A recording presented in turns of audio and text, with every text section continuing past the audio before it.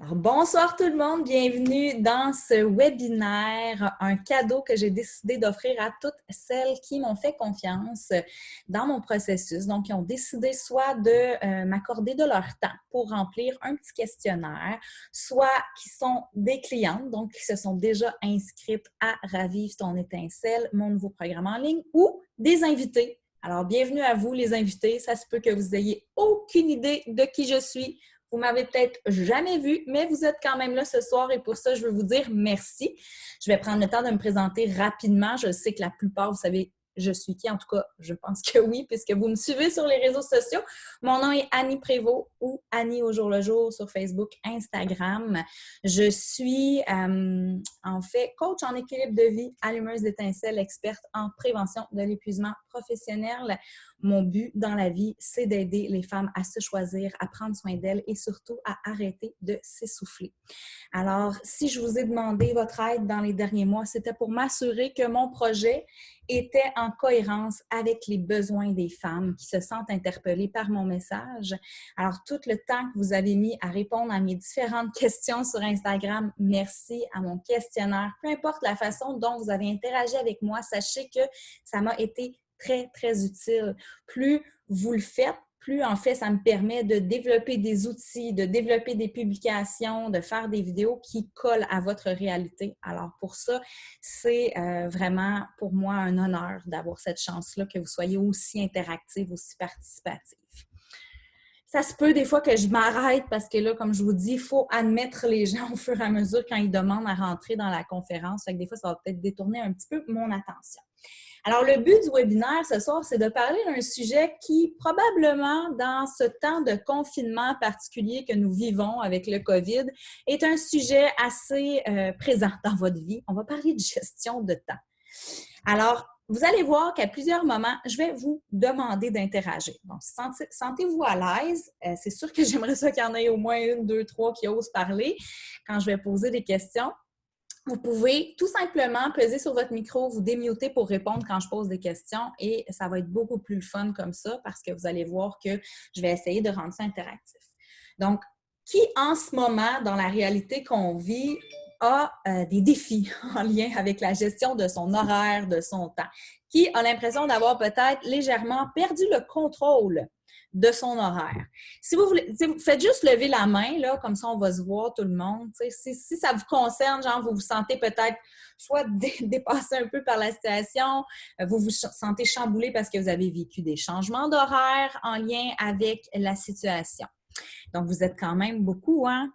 C'est un défi en temps normal, gérer notre temps. C'est un défi quotidien, la conciliation, travail, famille, loisirs, peu importe, tout ce qui occupe votre temps, c'est toujours un défi. Alors là, avec ce qu'on vit, pour beaucoup d'avoir des enfants à la maison, pour d'autres de se retrouver à devoir s'adapter à un travail à la maison alors qu'on c'est pas une réalité que l'on connaît, ça impose toutes sortes de défis. Alors, c'est pour ça que j'ai décidé d'offrir ce sujet-là en particulier parce que c'est ce qu'on me demande le plus. C'est beaucoup des questions à ce niveau-là que je reçois. Est-ce que ça vous arrive des fois, puis vous lèverez la main, de dire que vous n'avez pas le temps? Soyez pas gênés, là. Est-ce que c'est un mot que vous prononcez? J'ai pas le temps. Est-ce que vous dites ça des fois dans votre vie? Oui, hein? Je suis sûre que vous le dites. Si ce n'est pas tous les jours, en tout cas, vous le dites assez régulièrement. C'est une expression qu'on entend souvent et c'est pour ça que vous allez voir ce soir qu'on va apprendre un peu à s'en débarrasser de cette expression-là parce qu'elle est fausse. C'est une fausse croyance. Ce n'est pas que vous n'avez pas le temps. En fait, on a toujours le temps. C'est que vous choisissez de ne pas accorder du temps à telle ou telle chose. Et là, il n'y a pas de culpabilité dans cette affirmation-là. Hein? On reprend pouvoir sur nos choix, sur nos actions, puis c'est bien correct qu'on peut décider d'accorder du temps à certaines choses, puis décider de ne pas en accorder à d'autres. Donc ça, c'est propre à chaque personne, puis c'est correct, mais encore faut-il en prendre conscience. Donc, on va quitter cette espèce de façon de dire qu'on n'a pas le temps, comme si on était victime de notre horaire, et plutôt prendre la responsabilité de dire « je choisis de ne pas accorder du temps à cette chose-là ». On a souvent le sentiment de courir. Il y en a sûrement qui vont se reconnaître ici. On a souvent le sentiment d'être un peu prise par nos to-do list interminables, qu'on n'arrive jamais au bout. Je ne sais pas s'il y en a ici qui sont comme ça, mais d'accumuler des to-do lists, puis d'avoir toujours le sentiment qu'elle n'est jamais terminée, cette to-do list, qu'il y a toujours des choses qui s'ajoutent puis qu'on ne se rend jamais jusqu'au bout. Et ça nous amène à quoi? Ça nous amène souvent à mettre des projets de côté, à repousser des choses, parce que comme il s'ajoute toujours des nouvelles choses à nos to-do list et qu'on veut avoir un sentiment d'en accomplir le plus possible, bien, parfois, il y a des choses relativement importantes auxquelles on tient qu'on va être obligé de tasser ou de mettre de côté. Quand on demande justement aux gens, aux femmes particulièrement, quelles sont les choses pour lesquelles elles manquent de temps? Bien, les réponses qui ressortent le plus, pensez-vous que c'est les tâches ménagères? Ben non, c'est pas les tâches ménagères. Ça va être les passions, les intérêts, prendre soin de soi, s'accorder du temps. Certains loisirs qu'on avait du temps avant, là, on a des enfants, tout d'un coup, ben, on n'a plus le temps. Ça va être énormément des choses qui vont être en lien avec nous. Pourquoi? Parce que c'est très difficile, quand on a beaucoup de responsabilités, de se faire passer en premier. On l'entend tout le temps. Je vous le dis, tout le monde vous le dit, les livres vous le disent, puis je suis sûre que vous me dites, c'est facile à dire, mais c'est pas facile à appliquer. S'accorder du temps en priorité, ça nécessite d'abord d'être capable de mettre ses limites, ça nécessite parfois de devoir dire non à certaines personnes, ça nécessite de sortir de sa zone de confort parfois et c'est pas évident. Donc, je vous vendrai pas la salade que c'est facile de choisir, c'est pas vrai que c'est facile. La vérité, c'est que c'est difficile, mais que ça demeure un choix. Donc, on a tendance à faire passer beaucoup plus nos obligations, nos tâches ménagères, évidemment tout ce qui est relatif au travail, nos enfants, notre conjoint, toutes ces choses-là, au-dessus de la liste, bien avant, bouger, s'entraîner, prendre du temps pour lire, juste prendre un bain. Combien de fois j'ai des mamans qui me disent « Tabarouette, c'est un luxe prendre un bain. » Moi, la dernière fois que j'ai réussi à prendre un bain, à être 15 minutes dans le bain puis à être tranquille, genre, je pense que ça date du Moyen Âge. Donc, juste ça, voyez-vous à quel point c'est fou de se dire juste prendre un bain, c'est difficile à mettre à l'horaire, prendre un bain. Donc, le constat, selon moi, dans tout ça, c'est que c'est super dommage. On a juste une vie à vivre, hein, gang? Juste une vie. Fait que si tout ce qui nous concerne, tout ce qui est important pour nous, tout ce qui nous fait vibrer, tout ce qui nous rend heureuses, tout ce qui nous fait sourire, bien, on n'a pas de temps, on ne le place pas en priorité, on le met au bas de la liste puis qu'on le reporte continuellement, bien, il nous reste quoi? Il nous reste quoi d'amusant? Il nous reste quoi pour nous faire sourire? Puis il nous reste quoi comme plaisir? Alors ça, c'est la question qu'on va se poser beaucoup ce soir. Mais OK, c'est bien beau, Annie, ton constat, il a l'air négatif un peu, c'est un peu déprimant de t'entendre. Peut-être c'est ça que vous êtes en train de vous dire. Mais non, ce n'est pas. On peut se débarrasser de ça. Il n'y a pas de recette miracle. Je ne suis pas en train de vous dire voici ce que vous devez appliquer et comme par magie, vous aurez du temps à revendre et votre journée va soudainement passer de 24 à 48 heures. Mais non. Tout le monde a 24 heures dans une journée. Les gens les plus occupés du monde, le président des États-Unis, notre premier ministre en ce moment, je ne voudrais pas être dans ses chaussettes, honnêtement, ils ont 24 heures aussi. Tous les gens qui ont accompli des grandes choses aussi, qu'on parle Martin Luther King, qu'on parle de même de Mère Teresa ou qu'on parle de n'importe quel modèle qui vous inspire, que vous regardez sur les réseaux sociaux ou même des personnalités publiques, bien, ils ont toutes 24 heures dans une journée. Alors, peut-être que la question que vous vous posez, c'est « Mais oui, mais qu'est-ce qu'ils font de différent eux autres pour accomplir autant de choses? » C'est quoi la différence? Puis pour ça, j'aimerais vous passer la parole. Est-ce que quelqu'un voudrait tenter une réponse? C'est quoi la différence entre ces personnes qui vous donnent l'impression d'avoir accompli 10 millions de choses dans leur vie et vous qui, parfois, vous vous sentez dépassé, vous vous dites « j'ai pas le temps pour rien, puis il me semble que mes projets, ça fait des années que je les reporte. » Qui voudrait tenter une réponse? Sentez-vous bien à l'aise de juste vous démuter et de répondre si vous avez la permission. Il passe à l'action. Là? Il passe à l'action. J'entends pas. Il passe à l'action. Il passe à l'action, OK. Il passe à l'action, c'est une bonne piste. Puis qu'est-ce qui les amène à passer à l'action? Parce que passer à l'action, dans le fond, c'est faire des choix encore une fois. Fait que pourquoi eux, ils choisissent de passer à l'action? C'est quoi la différence? Y a-t-il d'autres éléments de réponse? Bien, les imprévus. Moi, dans mon cas, il y a tout le temps imprévu par-dessus imprévu. Okay. Genre, je me fais une to-do list. Le matin, je dis, OK, il ne faut pas que j'oublie de faire ça, les grandes lignes. Mhm. Mais souvent, avec des enfants, on a un imprévu sur plein d'affaires. Là. Tu te dis, oh mon Dieu, j'arrivais encore ça. Souvent, c'est ça qui fait qu'on manque de temps. Je vais te lancer quelque chose avec beaucoup d'amour et de bienveillance. Des imprévus, tout le monde en a. Puis Ouais, beaucoup. je sais. Tout le monde en a. Donc, c'est peut-être pas l'élément de réponse que je recherche parce que je pense que même ces gens-là ont beaucoup d'imprévus. La vie sera toujours parsemée d'imprévus. Donc, qu'est-ce qui pourrait encore une fois faire la différence? Que pour ces gens-là, les imprévus peut-être ne leur empêchent pas d'accomplir ce qu'ils ont envie d'accomplir. Est-ce qu'il y en a qui auraient d'autres éléments de réponse? Un but très précis. Un but, une mission, on sait où est-ce qu'on s'en va. On commence à se rapprocher, là. Donc, on a parlé d'un but, on a parlé de passer à l'action. On a parlé aussi de, oui, la différence, c'est vrai que parfois, dans certains moments de notre vie, il est possible qu'on vive plus d'imprévus. Ça, on ne se mentira pas que des fois, effectivement, il y a une accumulation de circonstances qui peuvent rendre les choses plus difficiles. Quoi d'autre? Moi, je dirais, Oh, il y en a deux en même temps. Je pense Marjorie. ben, je peux y aller. Moi, Oui, je dirais, ben, il y a plusieurs choses qui me viennent en tête, mais prioriser et organiser au sens où moi, mon temps de méditation, de gratitude, de journal et d'entraînement, je sais très bien que si je me lève pas 30 minutes, 1 heure plus tôt pour le faire, je le ferai pas. Ah, je vais le faire après le dîner, ça ne fonctionnera pas parce qu'il va y avoir eu plein d'imprévus. Les enfants vont être là, ça ne me tentera plus. Fait que je me lève plus tôt, je coupe un peu sur mon sommeil, mais ça me donne une belle énergie. Puis, tu sais, je me lève, là, je le fais, puis je suis vraiment contente parce que c'était silence dans la maison, je me suis priorisée. Il n'y avait pas personne pour me déranger. Bon, voilà, tu t'es pas inventé du temps dans ta journée, tu as le même nombre de temps, mais tu n'as pas le choix à un moment donné de faire des choix qui vont peut-être t'amener à organiser ton horaire différemment pour rentrer ce que tu veux rentrer.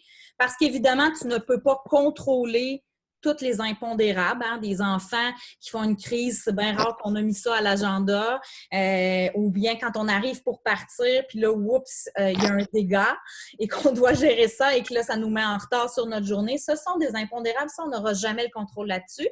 Mais ce sur quoi on a le contrôle, entre autres, c'est l'heure à laquelle on se lève, c'est l'ordre dans lequel on fait les choses. Puis oui, c'est vrai que de commencer sa journée avec les choses qu'on veut réellement faire et qui sont hyper importantes pour nous, ça aide un petit peu. Parce que comme on l'a fait en début de journée, on diminue les risques que toutes sortes d'imprévus nous empêchent de les faire. Fait que ça, c'est sûr que c'est très intéressant. Puis le mot à retenir dans ce que tu as dit, c'est priorisation. En fait, c'était ça la réponse.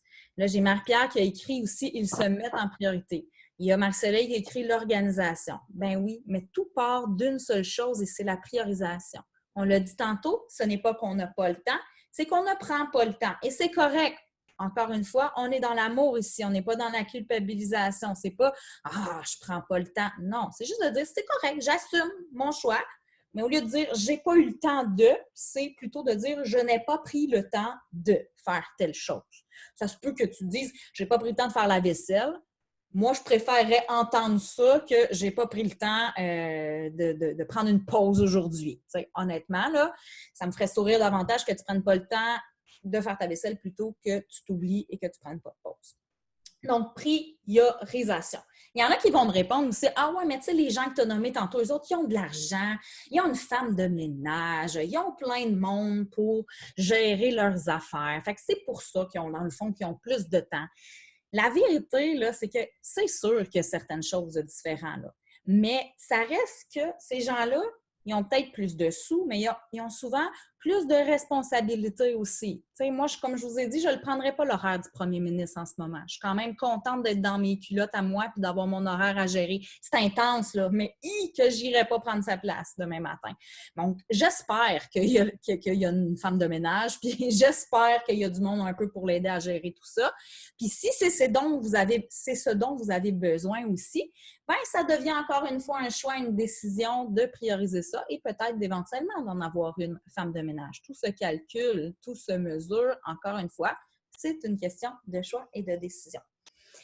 Je veux vraiment que ce que vous reteniez de cet appel-là ce soir, c'est le plus important, c'est j'ai du pouvoir sur ma vie. Puis à partir du moment où vous acceptez ça et que vous arrêtez de regarder votre horaire comme quelque chose qui vous est imposé, mais plutôt comme quelque chose que vous pouvez gérer, sur lequel vous avez du pouvoir, mais ça va faire toute la différence. Le but, c'est d'abord et avant tout de vous connaître assez, de savoir ce qui est important pour vous, ce qui vous suscite de la joie puis du bonheur, puis de dire, je sais que j'ai besoin de ça dans ma vie, alors comment je vais m'organiser pour faire des trous dans ma vie pour en avoir de ça? Je ne ferai pas de miracle. Si tu as le goût d'aller faire des cours de danse, on ne se mentira pas, tu ne pourras peut-être pas y aller tous les soirs. Là. Il faut être réaliste aussi. Mais peut-être que d'y aller 1 ou 2 fois par mois, c'est mieux que rien. Puis le problème, souvent, c'est qu'on tombe dans l'extrême. Il y en a-tu qui sont comme ça ici? C'est tout ou pas tout. C'est soit je me donne à fond la caisse puis je fais ça tout le temps, ou soit ben, ça ne vaut pas la peine, laisse tomber puis je mets ça de côté. On a souvent, mais souvent, ce réflexe-là d'aller d'un extrême à l'autre et c'est ce qui fait qu'on a de la difficulté à être réaliste. Là, on a une nouvelle passion, on voudrait juste faire ça de notre vie tout le temps, puis là, on est fâché parce que ça ne rentre pas dans notre horaire, puis notre réflexe, ça va être quoi? Ça va être de dire, ben, c'est pas pour moi. Je suis pas capable, je suis pas assez bonne, je réussirai pas. Puis on tasse cet intérêt-là ou cette passion-là ou ce désir de peut-être avoir une entreprise ou de changer de job ou de suivre des cours à l'université, peu importe c'est quoi. Mais cette sensation-là de ne pas avoir le contrôle, ben ça va faire qu'on va faire quoi? Souvent, on va vouloir se protéger et pouf, on va évacuer ça de notre vie. Alors qu'il est possible, en étant réaliste, de se dire quelle place je peux y accorder. Peut-être que pour l'instant, ça va être un petit peu moins, puis je vais me réajuster, puis peut-être qu'éventuellement, je vais être en mesure d'y accorder plus de temps. Je vais vous faire un petit exercice. Vous étiez peut-être pas prête pour ça. Si vous avez papier, crayon autour de vous, je vous demanderai d'accrocher ça parce que je vais vous faire écrire quelque chose. J'aimerais que vous preniez le temps, là, je ne laisserai pas une demi-heure, évidemment, d'écrire 3 choses pour lesquelles, en ce moment, vous ne prenez pas le temps. Puis que vous aimeriez le prendre. 3 choses.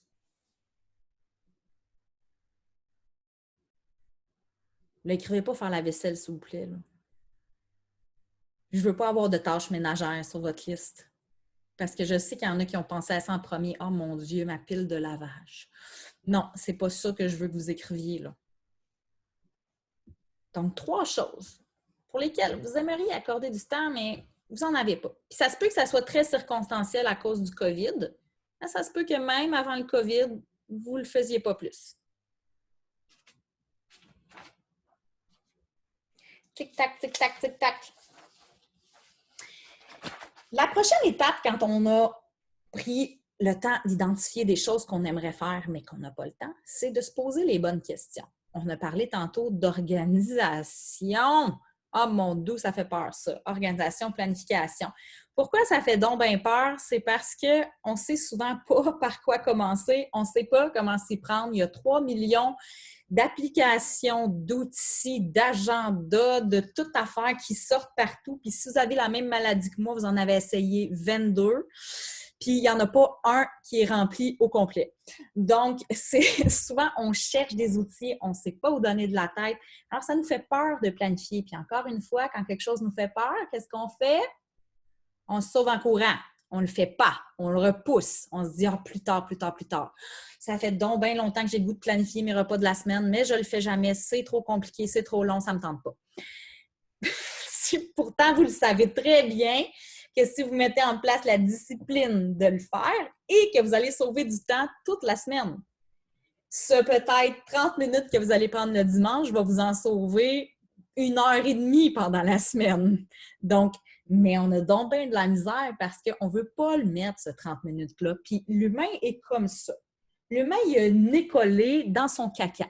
OK? On va se dire les vraies affaires. Il a le nez collé dans son caca, puis il se dit, moi, c'est maintenant, je ne veux pas mettre 30 minutes, c'est trop long. Il ne réfléchit pas à long terme. Il ne pense pas à l'impact que ça va avoir à long terme. C'est trop loin, ça.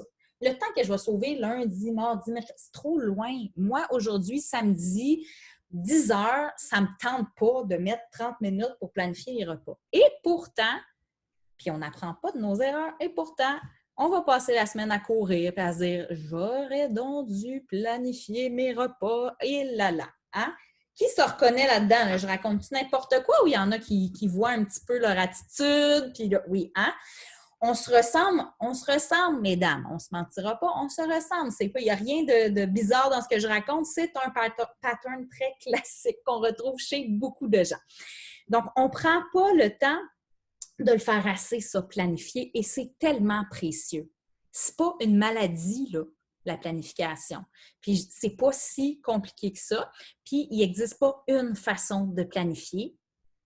Fait que vous n'avez pas besoin de répondre à des standards, mesdames les perfectionnistes. Ça n'a pas besoin d'être fait avec plein de belles couleurs, des collants, dans un... Non, tu sais, parce que des fois, on se met ces attentes-là, là, on voit du monde, sont tellement hautes. Leur agenda là, nous fait baver, puis on voudrait donc avoir la même planification qu'eux autres. Hey, c'est pas nécessaire. Hein? Commence juste par planifier, ça va être la base. Puis si tu as vraiment beaucoup de temps ou que ça te fait vraiment triper, OK, tu commenceras à mettre des collants puis à dessiner dans ton agenda. Mais tu sais, c'est pas la priorité. La priorité, déjà, c'est juste de devenir assez discipliné pour planifier. Des gestes aussi simples, comme j'ai dit, que planifier ses repas pour sauver du temps. Planifier sa journée, savoir un petit peu où est-ce qu'on s'en va. Tu sais, ça aide ça des fois. Je vous dis ça de même, mais ça aide ça des fois. Avoir un horaire, ça aide ça des fois. Puis, avoir un horaire, c'est pas être dans une prison, c'est pas un carcan. On a beaucoup de croyances limitantes qui nous disent « Hey, routine, ça veut dire que ma vie est plate. Ça veut dire que je suis emprisonnée dans un carcan. » C'est pas ça du tout. Parce qu'un horaire, une planification, ça reste flexible. On l'a dit tantôt, on s'en sortira jamais. Des imprévus, il y en aura toujours. Fait que c'est sûr qu'à un moment donné, tu vas regarder ton horaire et tu vas dire « Ben, il n'y a plus rien de ça qui est bon parce qu'il est arrivé telle chose puis il faut que je m'ajuste. » Ça, c'est la vie. Sauf que pour les fois où il n'y en aura pas, des impondérables et des imprévus, ben, tu vas tellement te sentir bien de dire « OK, je sais à quel moment de ma journée j'accorde du temps à tel type de choses. » Puis on peut se faire plaisir des fois, se gâter, puis inverser tout ça, puis changer notre horaire si on n'aime pas la routine. Il n'y a pas de problème avec ça. Mais déjà, juste le fait d'avoir une idée où vous vous en allez, qu'est-ce qui arrive? Bien, vous diminuez la charge mentale. Savez-vous, c'est quoi la charge mentale?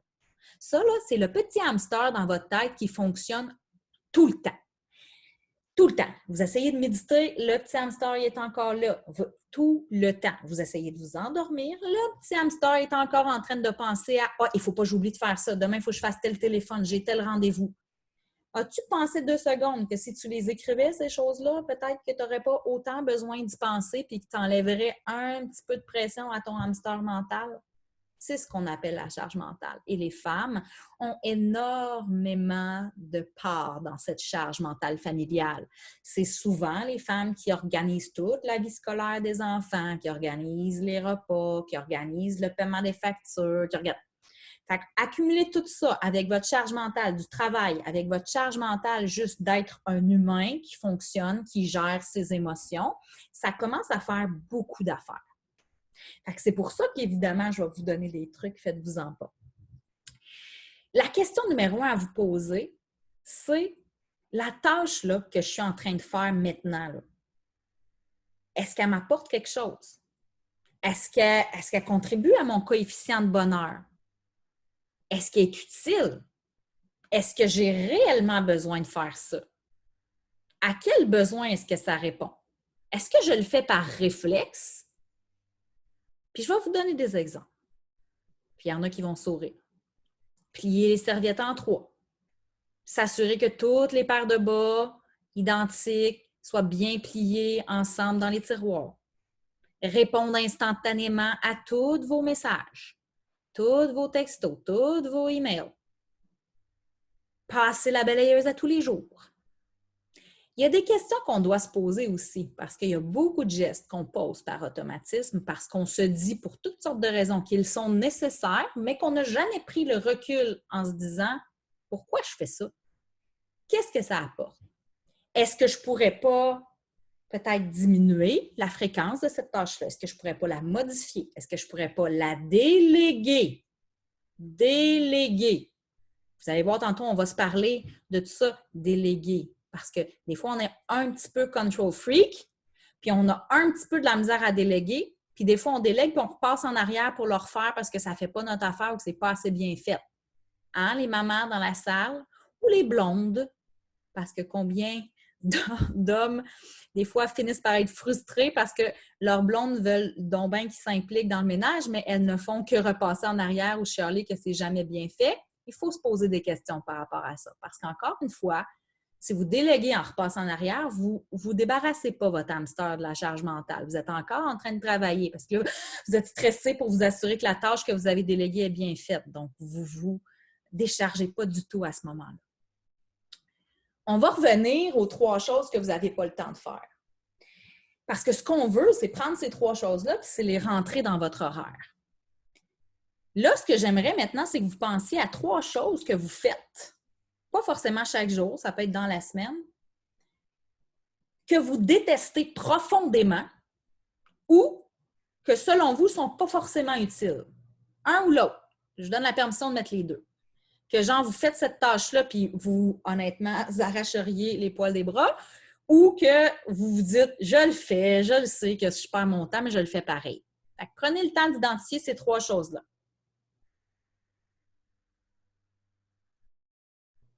Vous allez comprendre pourquoi il fit bien avec les 3 choses pour lesquelles vous voulez accorder du temps. Parce que, tu sais, 3 moins 3, si vous en enlevez 3, vous allez être capable d'en rajouter 3.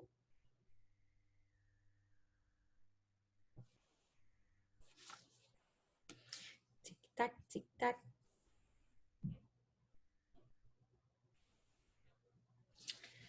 Ces 3 choses-là, puis il y en a peut-être bien plus que 3, hein? C'est que là, on n'a pas le temps de faire une introspection complète ce soir. Puis je vais vous encourager à poursuivre ce même exercice-là vous-même à la maison, d'aller plus loin dans cette recherche de choses-là, de tâches. Puis ça peut être super le fun aussi à faire en couple ou même en famille. Parce que peut-être que vous êtes sûr que c'est utile, mais que votre conjoint n'est pas d'accord. Puis des fois, ça peut être le fun de confronter les visions puis de faire des compromis. Par exemple, vous, c'est peut-être super important pour nourrir votre toc que vos serviettes soient pliées en 3. Mais peut-être que si vous voulez que votre chum fasse plus de lavage, de pliage, bien peut-être que si vous conciliez sur le fait que c'est pas grave qu'il ne soit pas plié en 3, bien lui, ça va lui faire plaisir de plier vos serviettes. C'est ce genre d'adéquation-là que vous allez devoir faire. Est-ce que tout le monde a trouvé ces 3 tâches poches ou moyennement utiles? Levez la main si vous les avez. Il y en a qui ne trouvent pas ça facile. C'est sûr qu'il y en a. Alors, on va revenir à ce que je vous ai dit tantôt. La tâche que vous allez avoir à poursuivre de votre côté, c'est vraiment de prendre ces tâches-là, puis s'il y en a d'autres, on continue toutes nos actions, puis c'est de prendre un tableau puis de faire des colonnes. Qu'est-ce que je peux? 1, éliminer. 2, modifier ou alléger. 3, déléguer. C'est plate, hein? Mais je vous dis que c'est magique parce que c'est rare qu'on prend le recul nécessaire pour analyser les actions qu'on pose dans une journée.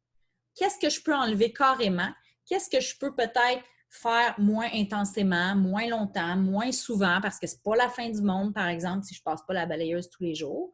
Puis qu'est-ce que je peux déléguer puis à qui je peux le déléguer? Est-ce que je peux le déléguer aux enfants? Est-ce que je peux le déléguer à mon conjoint, mon coloc? Peu importe, ça peut être la même chose avec vos tâches au travail. Vous pouvez faire le même exercice au travail parce que, évidemment, encore une fois, si vous êtes toujours en train de courir après votre temps professionnellement, c'est le même exercice ici. C'est pareil, même chose.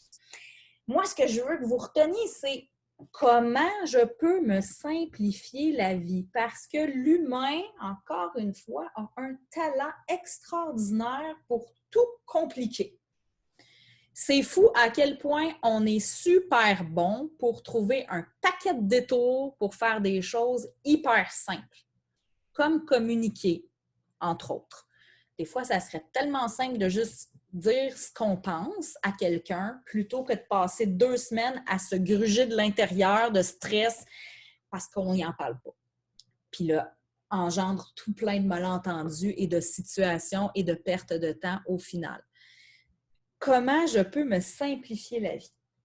Donc là, on va revenir à nos 3 tâches poches ou qu'on trouve moyennement utiles, puis on va se poser la question. Chacune de ces 3 tâches-là, quelle action? Qu'est-ce que je pourrais faire pour la simplifier? Ne serait-ce qu'un peu, pour que ça soit plus simple, moins compliqué, moins chiant, que ça me tente peut-être légèrement plus de le faire. Je vous donne un exemple concret. Mettons que vous haïssez faire la vaisselle, puis que vous ne pouvez pas vous acheter un lave-vaisselle, ou qu'il y a certains éléments que vous n'avez pas le choix de laver, puis ça, bien, vous haïssez ça. Qu'est-ce que vous pourriez faire pour rendre l'expérience plus agréable? Bon, déjà, est-ce que vous pouvez dealer de négocier ça en le donnant à quelqu'un d'autre? Impliquer vos enfants ou votre conjoint? Sinon, est-ce que vous ne pourriez pas peut-être mettre de la musique ou profiter de ce temps-là pour écouter un cours en ligne ou un podcast sur quelque chose qui vous passionne? Donc, combiner une tâche moins agréable avec quelque chose pour lequel vous manquez du temps, mais qui vous ferait du bien. Écouter une série, peu importe. C'est simple ce que je vous dis, mais c'est des choses auxquelles on ne pense pas. Puis au lieu de faire ça, bien, on continue de grogner à faire des tâches qu'on n'aime pas, puis chaque fois que vous faites ça, vous faites diminuer votre coefficient de bonheur. Ce que vous voulez, c'est que votre journée soit remplie le plus possible de moments agréables. Plus vous allez avoir des moments agréables, plus votre fin de journée, quand vous allez vous coucher la tête sur l'oreiller, bien, vous allez avoir un sentiment de satisfaction et de bien-être. Et c'est ça qu'on veut au final, n'est-ce pas? Je pense pas que personne va oser me dire le contraire. « Hey, non, moi, j'ai vraiment le goût de me coucher en me disant que ma vie, c'est de la merde. » Personne ne va dire ça. On veut tous se sentir mieux. On veut tous avoir un sentiment de bonheur plus grand. Question? Jusqu'ici, tout va bien? Alors, moi, ce que j'ai envie de vous faire prendre conscience aussi, c'est que le manque de temps découle beaucoup de standards très élevés, de comparaison, de perfectionnisme, de performance. Qui est maman ici?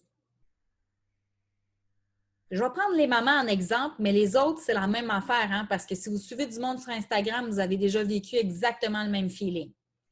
Les mamans, quand on vient d'avoir un bébé, puis là, on regarde d'autres mamans de notre entourage ou sur les réseaux sociaux, puis on dit « Tabarnouche, comment elle fait? Toujours maquillée, toujours parfaite, tout a l'air toujours propre chez eux. Son enfant a l'air tellement épanoui. En plus, elle apprend le ukulélé. Veux-tu bien m'expliquer ça, comment elle fait ça? » Puis là, on regarde ça, puis on se compare. Et qu'on se compare. Je ne suis pas assez performante, je ne suis pas assez bonne. Puis là, on se crée du manque de temps. Parce que là, on s'imagine qu'il faut qu'on atteigne tous ces standards-là, nous aussi. Hein? On se met de la pression. Il faut qu'on soit hyper performante. Hein? Là, en ce moment, là, les mamans, là, il faut qu'on fasse l'école à la maison, qu'on télétravaille, qu'on garde la maison propre, puis qu'on ait encore une santé mentale. Je m'excuse, mais il y a un moment donné où il y a quelque chose qu'on va peut-être un petit peu négliger dans tout ça. Alors, c'est correct aussi de revenir à ce qui est important pour nous. Puis ce qui est important pour nous, ce n'est pas forcément ce qui est important pour la fille qui est sur votre Instagram. Toi, qu'est-ce qui est important pour toi? Toi, as-tu réellement besoin de ça? Est-ce que tu as réellement besoin d'atteindre tous ces standards-là pour être heureuse? Reviens à la base. Pourquoi toute cette pression-là?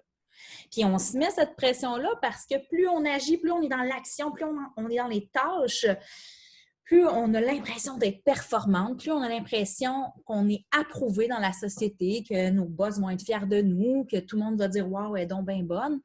Puis au final, on se rend compte de quoi? Bien, qu'on finit par péter aux frettes et que tout ça s'effrite parce qu'il n'y a rien de profond là-dedans. Au final, le plus important, c'est le temps que vous accordez à ce qui est essentiel à vous, dans votre vie à vous, selon vos valeurs à vous, puis votre contexte à vous. Si vous avez envie de passer beaucoup de temps avec vos enfants, bien, il n'y a personne qui va vous imposer de vous prendre une job à 60 heures semaine. C'est un choix que vous faites et vous pouvez décider de sortir de ce choix-là et en prendre un autre. Plus on augmente les tâches et les actions désagréables, comme j'ai dit tantôt, bien, qu'est-ce qui arrive? Le bonheur diminue, le plaisir diminue et la motivation diminue. Donc, c'est une espèce de roue qui tourne. On est moins motivé à faire les fameuses tâches en haut. Et on a encore moins de bonheur, et encore moins de plaisir, et encore moins de motivation, jusque l'élastique tire. Qu'est-ce qui va arriver? Pac! L'élastique va péter. Puis il peut péter de différentes façons. Il peut péter parce qu'on s'épuise, il peut péter parce qu'on a une maladie, il peut péter parce que la vie est finie, puis que voilà, c'est comme ça. Ça arrive. C'est intense ce que je vous dis là, hein? Mais ça arrive tellement souvent. Peut-être même que vous avez une histoire comme ça autour de vous, de gens qui avaient tellement hâte à la retraite pour faire les choses qu'ils avaient envie de faire. et qu'il n'y a pas eu de retraite parce qu'ils ne se sont pas rendus jusque-là. Donc, on ne veut pas ça. On ne veut pas ça dans notre vie et on ne veut pas attendre d'être rendu là pour se dire que c'est important. La capacité d'accomplir des choses finit par diminuer anyway. Puis ça, j'ai hâte que le monde, que la société le comprenne. Plus on essaye d'être hyper performant, moins on prend soin de nous, moins on prend de pauses, moins on s'arrête. Au final, en pensant à être efficace, ben moins on est efficace parce que notre batterie, ben, elle finit par se vider, puis on est beaucoup moins performant. Donc, ça ne fonctionne pas comme équation. Et les pays qui l'ont compris, les sociétés qui l'ont compris, ben, les gens ont des semaines de travail de 4 jours, les gens ont des 2 mois de vacances. Il y avait un documentaire vraiment intéressant dont là, je pense à ça comme ça, je ne l'avais pas préparé, fait que je ne me rappelle plus du titre, mais je me rappelle, je pense que c'est Michael, comment il s'appelle, le documentariste américain qui a fait des films sur l'Irak, là, Michael. Vous savez peut-être que si quelqu'un est capable de me trouver la réponse, mettez-moi ça là. C'est lui qui a fait ce documentaire-là. Il avait joué au cinéma, puis c'était justement Michael Moore. Bon, merci beaucoup. Très gentil. Et c'est super intéressant. Je vous encourage à l'écouter. C'est justement sur ça, à quel point c'est une question de choix de société. Puis qu'au final, ces gens-là qui travaillent moins longtemps ou même ces enfants-là qui vont moins à l'école longtemps, qui ont moins d'heures de classe, bien qu'au final, cette société-là, au sens large, elle est plus performante. Parce qu'on apprend à respecter le rythme de notre corps et on apprend que comme une batterie de char, on a aussi besoin de repos, on a aussi besoin de se reposer. Puis une batterie de voiture, si on la décharge complètement à zéro, on aura beau la rebooster, elle ne va jamais être aussi performante qu'une batterie qu'on n'a jamais amenée au bout comme ça. Et c'est ça que la société doit comprendre. Alors, tu dois prioriser. Tu dois te poser la question, à quoi tu as envie d'accorder plus de temps? Quelles sont les obligations non négociables que tu ne peux pas passer à côté? Puis où est-ce qu'il y a des trous dans ton horaire? Parce que si tu fais l'exercice que je t'ai conseillé, de regarder les tâches qui te tentent moins, puis de voir comment tu peux déléguer, comment tu peux alléger ou voir même que tu peux éliminer, tu ne peux pas me faire croire que tu n'es pas capable de dégager d'espace dans ton horaire en ce moment. Je ne te crois pas. C'est impossible. Il y a forcément quelque chose, quelque part, que tu fais qui est moins important pour toi que quelque chose que tu as envie de faire. Il faut que tu te poses cette question-là. Puis là, je ne suis pas en train de te dire que là, comme par magie, demain matin, tu vas réaliser tous tes rêves. Tu sais, on a parlé d'être réaliste tantôt. Il y a juste 24 heures dans une journée. Il faut y aller graduellement, progressivement, une chose à la fois. Mais déjà, d'ajouter juste un petit peu plus de ce qui vous tente dans une journée, un petit peu plus de ce qui est important pour vous, va faire toute la différence sur votre mindset. Tout est une question de responsabilisation. Puis là, je vais revenir tantôt, je vous ai parlé de délégués, je vous ai parlé des femmes qui sont un peu plus control freak, il y en a qui vont se reconnaître là-dedans. Bien, tu sais, posez-vous la question à quel point c'est important d'être aussi intense des fois dans vos exigences. Vous voulez amener les gens à contribuer, vos collègues, vos employés, votre chum, vos enfants, peu importe, vous devez les responsabiliser, vous devez les impliquer. Ils doivent avoir leur mot à dire aussi, pas que ça soit imposé par un général d'armée. Puis il ne faut pas que ça soit forcément parfait comme vous voulez que ça soit. Il faut apprendre à lâcher prise. Et vous posez tout le temps la question à quel point c'est important. À quel point je tiens à cette chose-là pour rentrer en conflit. J'ai-tu vraiment... Tu sais, c'est-tu assez important pour moi, genre, pour me battre au point d'être en conflit avec mes enfants ou en conflit avec mon chum ou mes employés ou peu importe qui? C'est-tu vraiment si important que ça? Ou est-ce que je peux lâcher du lousse un petit peu? Est-ce que c'est vraiment si grave si c'est pas parfait? Parce que savez-vous que le perfectionnisme, aussi surprenant que ça puisse paraître, ben, c'est ce qui nous empêche le plus de passer à l'action. Combien de fois on a attendu, soit pour démarrer un projet ou pour faire quelque chose, parce que ce n'était pas encore assez parfait? Puis là, c'est long parce que là, hop, on en rajoute encore un petit peu. Le perfectionnisme, c'est vraiment un briseur d'action. Donc, juste à quel point c'est important que ça soit parfait. Des fois, il vaut mieux que ça soit un peu moins parfait, mais que ça soit fait, plutôt que de le procrastiner et de le laisser s'empiler sous prétexte qu'on n'a pas le temps que ça soit assez parfait pour répondre à nos exigences. Alors, moi, ce que j'ai déjà dit à une maman, c'est qu'est-ce que tu préfères? Que ton lavage soit jamais fait, que ça soit l'enfer, ou qu'il soit fait, mais qu'une fois qu'il est propre, il reste dans des paniers de linge pas pliés. C'est peut-être mieux ça que d'attendre parce que tu te dis j'ai pas assez de temps pour que ça soit tout bien plié, tout parfait comme je voudrais. Des fois, c'est de lâcher prise puis de voir il est où le compromis, il est où l'entre-deux. La priorisation, l'exercice de priorisation, gang, ben, il va être basé sur une chose hyper importante. C'est tes valeurs, tes besoins et tes objectifs. Fait que si, quand je te demande c'est quoi tes valeurs, c'est quoi tes besoins, puis c'est quoi tes objectifs en ce moment, tu n'es pas capable de me répondre, bien, ça part de là.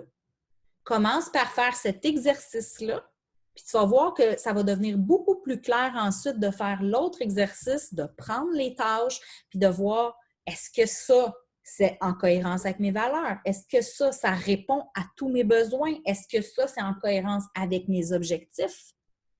Si tu fais non, non, non, non, non, non, non, ah oui, non, non, non, non, non, on a un problème.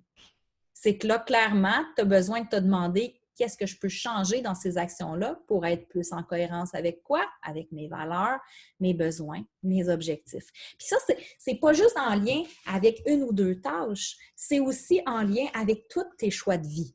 La job que tu as choisie, la vie que tu as choisie, elle doit être en cohérence avec tes valeurs, tes besoins et tes objectifs. Si elle ne l'est pas, c'est là que tu vas avoir de l'insatisfaction. C'est là que tu vas être démotivé. C'est là que ça va être encore plus difficile pour toi de passer à l'action.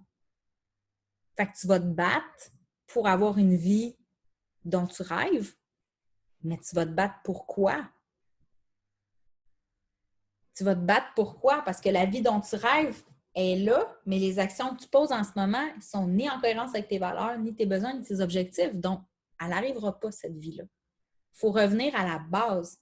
C'est le présent sur lequel tu peux avoir un pouvoir d'action. C'est pas l'avenir, puis c'est encore moins le passé. Tu peux juste avoir un pouvoir d'action maintenant, aujourd'hui. Puis tu peux déjà en avoir un petit en essayant de planifier ce qui va arriver demain. OK, c'est vrai que tu ne peux pas tout contrôler parce qu'il peut arriver des imprévus, mais déjà en planifiant, tu vas stresser moins, tu auras une meilleure idée d'où est-ce que tu t'en vas. Prioriser selon les valeurs, les besoins, les objectifs, c'est investir dans son bonheur. Puis ça devrait être en haut de votre liste.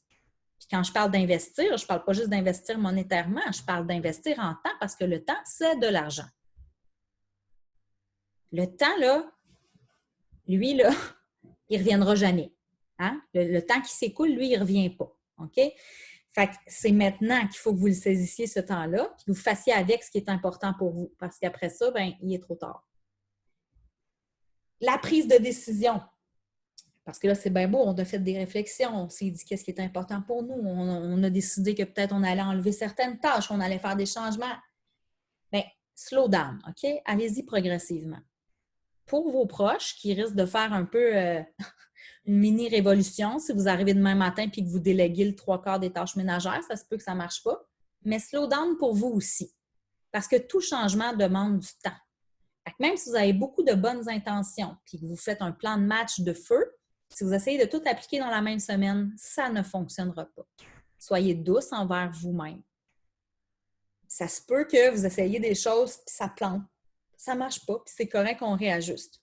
C'est pas parce que vous n'êtes pas bonne, c'est pas parce que vous n'êtes pas capable. Le changement prend du temps.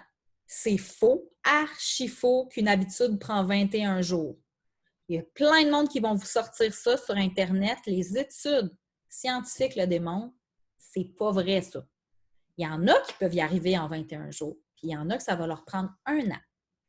C'est bien trop simpliste de dire mettre en place une habitude de vie, applique-la 21 jours et tu vas voir, ça va devenir facile. C'est pas vrai. C'est vraiment pas vrai. Ça dépend de chaque personne, ça dépend de votre vécu, de vos expériences, ça peut dépendre de certains blocages ou croyances que vous avez. C'est loin d'être simple. Mais, oui, ça prend du temps.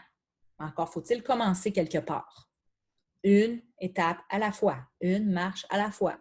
Parce que si tu regardes la montagne en te disant un jour je vais être en haut, mais que tu la montes jamais ta marche parce que tu es convaincu que monter juste une marche, c'est pas assez pour te rendre en haut, ben je m'excuse, mais c'est mieux une que zéro.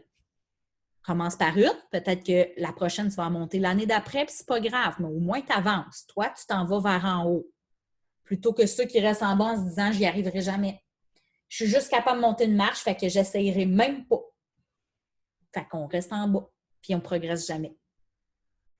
Si vous voulez amener des changements, autant pour vous que pour votre famille, ben consultez, comme j'ai dit tantôt, demandez de l'aide, regardez qui peut contribuer, qui peut faire sa part. Faites-le en conseil de famille. C'est tellement enrichissant et intéressant d'avoir cette discussion-là collectivement. Puis vous allez être surpris des fois de voir à quel point votre conjoint, vos enfants, ils ont envie d'en faire plus que vous pensez, ou à votre travail, vos employés, des fois, ils ont envie d'en faire plus, mais c'est vous qui êtes trop contrôlante. Moi, je sais, j'avais cette maladie-là. Là. Fait que c'est comme... Puis c'est pas pour mal faire, c'est qu'on veut tellement que ça soit bien fait que des fois, on se dit « Ah, ça va être moins long si je le fais moi-même que si je l'enseigne à quelqu'un d'autre. » Sauf que la vérité, c'est qu'au final, c'est toujours plus long. Parce que oui, une ou deux fois, ça va prendre plus de temps de l'enseigner, mais après ça, tu n'auras plus besoin de t'en charger. Fait qu'on s'entend-tu qu'à long terme, c'est bien plus gagnant d'avoir délégué la tâche? Donc, pensez-y. Faites valoir le positif. Une femme qui prend du temps pour elle et qui s'accomplit, c'est une femme plus heureuse. C'est donc une femme qui pogne moins les nerfs, qui est moins irritable, qui est plus facile à vivre. Donc, amenez-le, expliquez-le. J'ai besoin de ce temps-là. Je veux mettre ce temps-là dans ma vie. Il est important. Vous ne devriez pas avoir à vous battre pour convaincre votre chum ou vos enfants de vous laisser du temps pour vous. Prenez cette décision-là, puis c'est un non négociable. Il faut que prendre du temps pour vous devienne aussi important que vous brossez les dents.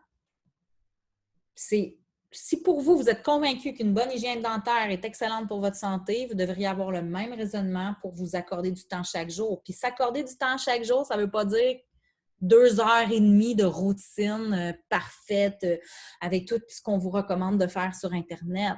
Si c'est 5 minutes, ça sera 5 minutes, mais au moins, ce sera 5 minutes.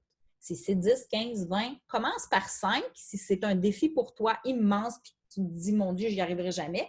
Puis augmente graduellement parce que ça va devenir de plus en plus facile pour toi de prioriser des actions qui font du sens. Au début, ça fait peur, mais ça va devenir de plus en plus facile. Fait qu'on commence avec un défi plus bas pour vivre des succès puis se dire, aïe, aïe, je me suis sentie comment? Je me suis pris 5 minutes, je me suis levée 5 minutes plus tôt avant les enfants ce matin, juste pour regarder le soleil se lever puis boire mon café et wow, j'arrive à la fin de la journée puis juste ce petit geste-là, je me sens mieux. Bien, qu'est-ce qui arrive dans votre cerveau? Votre cerveau, il fait 1 + 1 = 2. Cette action-là m'amène plus de bonheur, cette action-là m'apporte des gains, donc j'ai envie de reproduire cette action-là. Ça se peut qu'on retombe dans le piège le lendemain, mais si on est discipliné puis qu'on se met des alarmes ou on demande à une amie de nous challenger là-dessus, puis qu'on le répète, puis qu'on le répète, puis qu'on le répète, bien, à force de le faire, notre tête, notre cerveau va nous dire « Hey, c'est non négociable. » Ça va devenir plus facile pour vous de le faire. Mais l'étape 1, c'est de dire « C'est important pour moi. » L'étape 1, c'est de prioriser et l'étape 1, c'est de prendre la décision. Le temps ne vous contrôle pas. Vous contrôlez votre horaire. Vous êtes responsable des choix que vous faites. Vous avez choisi votre travail. Si vous êtes écœuré de faire 2 heures de trafic, bien, c'est pas le maudit trafic, c'est pas la maudite job, c'est pas... Non, c'est ta décision. Puis tu vas peut-être me dire, ouais, mais j'ai pas le choix, puis c'est comme ça. Oui, tu as le choix. C'est pas facile choisir. Je suis pas en train de dire que c'est facile. Des fois, les décisions sont très difficiles à prendre. Mais tu as le choix. Reprends ce pouvoir-là sur ta vie. L'étape 1, c'est de reconnaître. Puis ensuite, tu vas pouvoir faire un travail lent, progressif, et plus tu vas vivre des succès avec ça, plus ça va devenir facile. L'équilibre, le fameux équilibre, c'est pas quelque chose de parfait, puis c'est pas quelque chose de stable.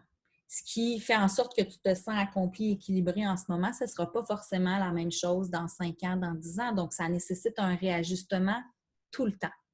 Mais ce que je veux et que je souhaite que vous reteniez, c'est que vous en avez juste une vie à vivre. Fait que vous attendez quoi pour faire ce que vous aimez? Vous attendez quoi pour les réaliser, les projets qui vous tiennent à cœur? Parce que plus tard, là, on ne sait pas s'il va exister. Vous n'avez pas le contrôle sur l'avenir, mais vous avez le contrôle sur le présent. Alors, quelle est la petite action que vous pouvez faire dès demain pour faire un pas de plus vers le projet qui vous tient à cœur? Même si c'est une micro-marche, comme on a dit tantôt, bien, il y en aura au moins une de faite dans la bonne direction au lieu de juste prendre le projet et de le reporter à plus tard. Une petite action à la fois. J'accorde du temps, et là, le défi que je vous lance, à 3 choses. 3 choses importantes pour moi cette semaine. Là, on est jeudi, ça ne compte pas, mais mettons la semaine prochaine. 3 choses que j'ai identifiées, vous les avez écrites tantôt. Alors, l'engagement que vous devez prendre envers vous-même, c'est comment je peux accorder ne serait-ce qu'un petit peu de temps à ces 3 choses-là la semaine prochaine. Pensez-y d'avance, planifiez-le, prenez votre agenda ou votre téléphone intelligent et mettez-le à l'horaire. Juste le fait de l'écrire dans l'agenda, juste le fait de le mettre dans le calendrier, vous allez voir que ça a un impact. Ça devient un rendez-vous, c'est officiel, puis votre cerveau va se faire prendre au jeu, il va vouloir respecter son engagement.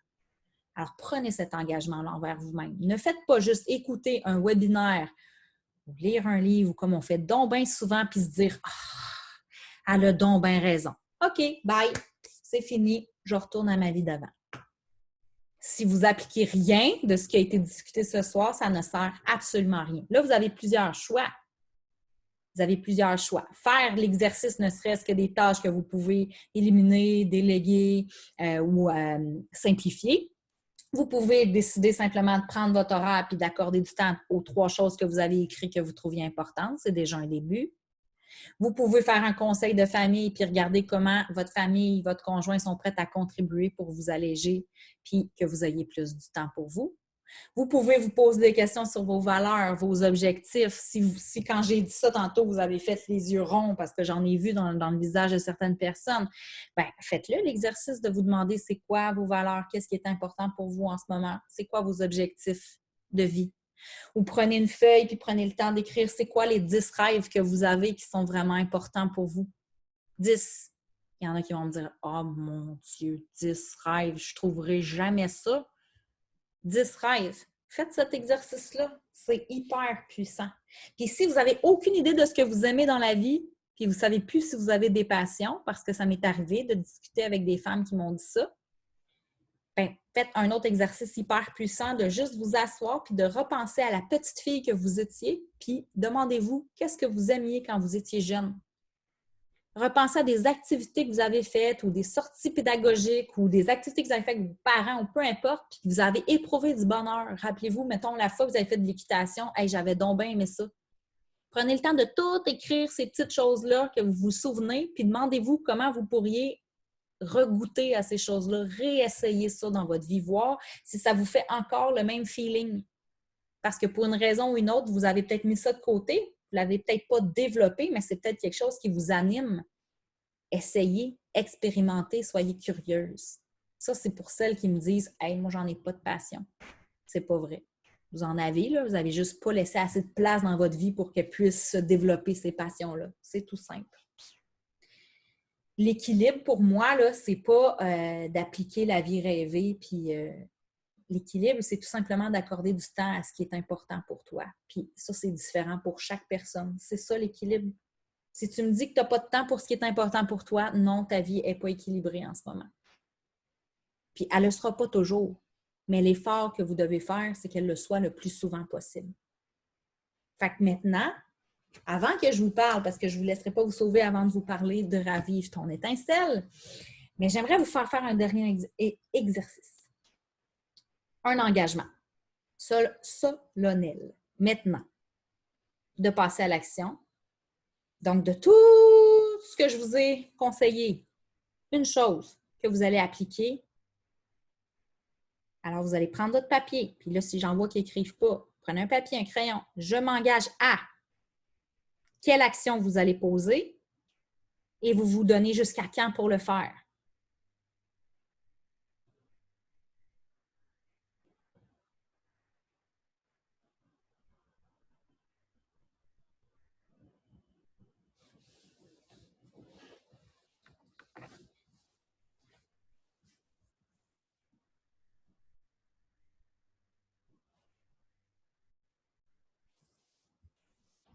Il y en a qui ne l'ont pas écrit. Je vois des sourires. Des fois, ça ne vient pas tout de suite, puis c'est correct.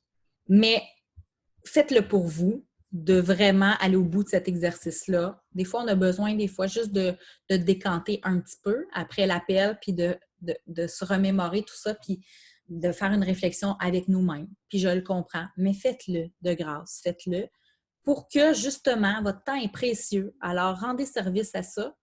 Vous avez passé 1 heure de votre temps à écouter un webinaire. Alors, faites en sorte que ça vous apporte quelque chose de constructif en appliquant au moins une des stratégies parce que votre temps est précieux. Donc, c'est un cadeau que vous vous offrez de rendre honneur à ce temps-là que vous avez accordé à écouter un webinaire. Donc, on veut que ça soit utile, on veut que ça serve. Alors, avant que vous quittiez, je vais vous parler de Ravive ton étincelle. Donc, le questionnaire que plusieurs ont rempli servait entre autres de base à mon programme qui sort le 11 mai. Donc, j'ai commencé la phase de pré-lancement depuis 2 semaines. Il y a déjà une 6e femme aujourd'hui qui s'est jointe au programme. Il y a 20 places dans le programme. Ravive ton étincelle, l'objectif de ce programme-là, c'est beaucoup ce qu'on a discuté ce soir. C'est de se retrouver. C'est de dégager de l'espace dans sa vie pour ce qui compte pour nous. C'est de s'outiller dans toutes les sphères de notre vie. Puis là, on parle de ce qui est organisationnel, l'organisation de vie, autant qu'on parle de notre couple, de la famille et de nous-mêmes. Donc, c'est de s'outiller à tous les niveaux pour enlever des couches sur nos épaules, pour s'enlever de la pression, pour arrêter de s'essouffler continuellement, pour arrêter de se sentir dépassé, pour reprendre le pouvoir sur ce qu'on peut contrôler dans notre vie. Donc, c'est un programme en ligne, c'est une formation. Oui, il va y avoir des capsules vidéo, il y a des exercices, il y a des expertes invités. J'ai une sexologue, j'ai une nutritionniste, j'ai une entraîneur, j'ai des coachs, j'ai une experte comptable aussi qui va venir parler de comment vivre ses finances avec douceur. Bref, tous les outils que moi, j'aurais aimé avoir après avoir vécu un burn-out pour éviter de retomber dans ce piège-là. Ravive ton étincelle, c'est un programme, oui, de prévention de l'épuisement, mais je pense que n'importe quelle femme qui a le réflexe de s'oublier, n'importe laquelle d'entre vous qui avait de la difficulté à vous accorder du temps, qui vous sentez un peu dépassé, puis que c'est donc difficile de vous choisir, vous avez besoin de ravive ton étincelle dans votre vie. Je veux que les femmes puissent retrouver de l'espace pour se choisir, puis réaliser leurs rêves, puis foncer dans des projets qui les font triper, puis prendre des décisions pour elles. C'est un programme aussi d'accompagnement. Donc, oui, c'est une formation en ligne avec du contenu, mais il va y avoir un accompagnement de groupe. Je prends 20 femmes, il va y avoir du soutien entre les femmes. Il y a des coachings de groupe, donc il y a 6 coachings entre 1 heure et 1 heure et demie de groupe qui vont être animés où les femmes vont pouvoir poser des questions sur les différents modules, vont pouvoir échanger entre elles de leur expérience, de ce qu'elles ont mis en application dans les outils qui sont présentés. Et il y a la possibilité d'avoir accès à du coaching aussi privé. Ravive ton étincelle, donc, traite de plusieurs modules. On a le module 1 qui est Mindset, développement personnel. Donc, si vous avez de la misère à savoir qui vous êtes, ce que vous voulez dans la vie, où est-ce que vous en êtes, on va faire beaucoup d'introspection. Les habitudes de vie, comment par l'alimentation, par une routine matinale, par l'activité physique, on peut venir se réénergiser. Comment c'est possible de mettre ça en place dans notre vie pour que ce soit simple, sans pression. Ensuite, on va avoir tout le volet relationnel, donc le couple, la famille, comment on peut rendre tout ça un peu plus zen, comment on peut simplifier les choses. Le professionnel aussi, donc s'il y en a qui s'enlignent vers une transition professionnelle, changement d'emploi, comment on peut mettre ses limites au travail aussi, arrêter d'accorder trop d'espace dans notre vie aussi au travail. Donc, on va tout aborder ces aspects-là. Et finalement, l'organisationnel, c'est la cerise sur le Sunday pour moi. C'est tous les outils pour vous enlever du stress. Donc, on va parler de finances, on va parler d'organisation de la maison, on va parler de gestion de temps, d'organisation d'horaire. On va aborder tout ça. J'ai signé un partenariat aujourd'hui aussi avec une fille qui fabrique des journaux de vie agenda extraordinaires. Donc, c'est vraiment de vous outiller concrètement pour vous simplifier la vie, pour accorder du temps à ce qui est le plus important. La promotion en ce moment en cours se termine dimanche. Donc, les personnes qui s'inscrivent avant le lancement officiel qui va commencer lundi ont plus pour leur argent. Donc, le programme est le même prix, mais elles ont un coaching privé, elles ont un horaire de vie sur mesure. Donc, et elles ont accès avant tout le monde à du contenu. Elles ont aussi la possibilité de référer une personne dans le programme et de faire 15 % de commission. Donc, il y a plusieurs avantages. Évidemment, je ne vais pas faire un pitch plus long ce soir. Je veux juste vous amener à être curieuse. Si le message que je vous ai transmis ce soir vous a interpellé, si vous me suivez sur les réseaux sociaux et que ça vous interpelle, bien, au lieu de juste passer au suivant, faites juste prendre un appel d'information avec moi. C'est gratuit, ça ne vous engage à rien, puis je vous ajoute de la valeur parce que la discussion qu'on a durant cet appel-là, je la nourris déjà de stratégie. Alors que vous embarquiez ou pas dans le programme, le 20 minutes que vous allez passer avec moi, des fois 30, puis il y en a que ça a duré 1 heure parce qu'on jasait de plein d'affaires, il va vous apporter de la valeur dans votre vie. Je vais vous transmettre des stratégies. Je vais vous expliquer plus en détail le programme, m'assurer que ce soit quelque chose qui réponde à vos besoins, vous donner tous les détails sur les prix et voir si c'est quelque chose qui peut vous intéresser. Donc, j'ai plein de plages horaires de disponibles pour des appels. Je vais simplement vous laisser le lien dans le courriel que je vais envoyer avec l'enregistrement de ce soir demain. Si vous voulez tout de suite prendre un appel, bien, c'est très, très simple. Vous avez juste à aller sur mon Instagram pour prendre un appel. Vous avez juste à aller dans mes stories. Bien, en fait, sur mon profil, vous avez un petit lien dans ma bio. Vous cliquez dessus, puis vous avez le lien direct pour prendre un appel. Comme je vous dis, ça ne vous engage à rien. Mon objectif, oui, on a déjà jasé, Emmanuel, mais on a jasé il y a 1 an alors que Ravive son étincelle n'existait pas puis que mon accompagnement était complètement différent. Donc, là, c'est vraiment de Ravive que je veux vous parler. Pour moi, c'est important. Et je ne veux pas vendre pour vendre, puis ça, je veux vous le dire. Je ne suis pas une fille comme ça. J'ai des clientes qui sont là en ce moment, elles le savent. Je veux vraiment que Ravive ton étincelle apporte des transformations chez les femmes que je vais accompagner. Donc, je veux que le programme fit avec ces personnes-là. Et je suis hyper flexible aussi pour des assouplissements au niveau financier parce que je ne veux pas que l'argent soit une barrière en ce moment. Je ne veux pas que quelqu'un sente qu'il a besoin de ça, que ça l'aiderait dans sa vie, mais qui n'embarque pas parce qu'il se dit « Non, je n'ai pas les moyens d'investir en moi en ce moment. » Donc, soyez pas gênés, venez me jaser, vous n'avez rien à perdre. Puis au pire, bien, on aura appris à se connaître, puis ça sera ça, puis on va continuer de se suivre sur les réseaux sociaux. Alors, je veux vous remercier encore une fois de votre temps, le temps que vous avez mis à remplir mon questionnaire et le temps que vous m'avez accordé ce soir. J'espère que ça a apporté de la valeur dans votre vie et j'espère que vous allez appliquer ne serait-ce qu'un tout petit bout de ce que vous avez entendu. Prenez soin de vous. C'est le bon moment pour le faire particulièrement. Profitez du positif que cette crise-là apporte dans notre vie parce qu'il y en a. Alors, profitez-en, puis focussez là-dessus. Puis, au plaisir, chères femmes, de rediscuter avec vous. Alors, je vous laisse à votre vie et je vous souhaite une excellente fin de soirée. Salut tout le monde!